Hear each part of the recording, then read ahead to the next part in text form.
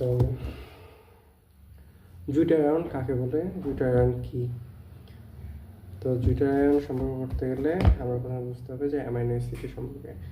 তো অ্যামাইনো অ্যাসিডে আমাদের সাধারণত দুইটা হচ্ছে তোমার মূলক থাকে, একটা হচ্ছে অ্যাসিডধর্মী আর একটা হচ্ছে ক্ষারধর্মী।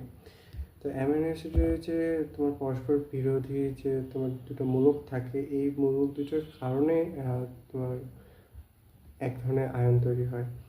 এখন কীভাবে, যখন উপধর্মী অ্যামাইনো অ্যাসিড, যে অ্যামাইনো অ্যাসিডের যখন তুমি জলীয় দ্রবণে হাইড্রো বিশ্লেষণ করবা, তখন এখানে যে কার্বক্সিলিক মূলক আছে, কার্বক্সিলিক মূলক থেকে একটা প্রোটন ত্যাগ হয়।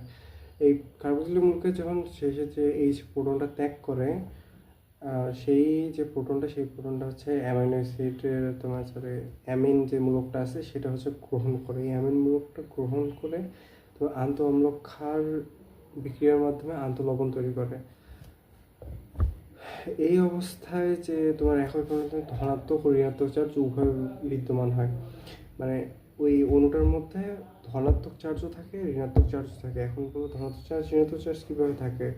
যখন হচ্ছে ওই তোমার কার্বক্সিলিক মূলকটা প্রোটনটা ত্যাগ করলো, তখন তো সে ধনাত্মক চার্জে পরিণত হলো। এখন যখন তোমার অ্যামিন যে মূলকটা আছে ওটা গ্রহণ করলো, তখন সে ঋণাত্মক চার্জে পরিণত হলো।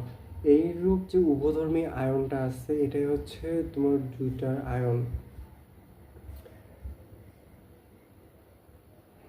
তো জুইটার আয়ন হচ্ছে অম্লীয় মাধ্যমে ক্যাটায়ন হচ্ছে তোমার NH3 হিসাবে থাকে, আর তোমার ক্ষারীয় মাধ্যমে অ্যানায়ন হচ্ছে CO2 হিসাবে থাকে। এটা আমরা হচ্ছে একটু সংকেত হিসাবে দেখবো। সংকেতটা হচ্ছে তোমার সংকেতটা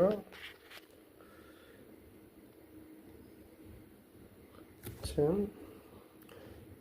এখানে যে তোমার NH2টা আছে, NH2, আর এখানে যে কার্বক্সিলিক মূলক আছে, কার্বক্সিলিক মূলকের এই যে Hটা আছে, এই প্রোটন হচ্ছে তোমার ত্যাগ করছে, করার পর হচ্ছে তোমার যে নতুন যে দেখতে পাচ্ছি সেটা প্রোটনটা গ্রহণ করছে হচ্ছে তোমার NH2টা হচ্ছে প্রোটনটা গ্রহণ করে NH3তে পরিণত হয়েছে। আর তোমার অক্সিজেনের হচ্ছে বহিঃস্তরে দেখা যাচ্ছে তোমার 4টা ইলেকট্রনের জায়গায় 6টা ইলেকট্রন রয়ে গেছে। এই ছিল তোমার জুইটার আয়ন।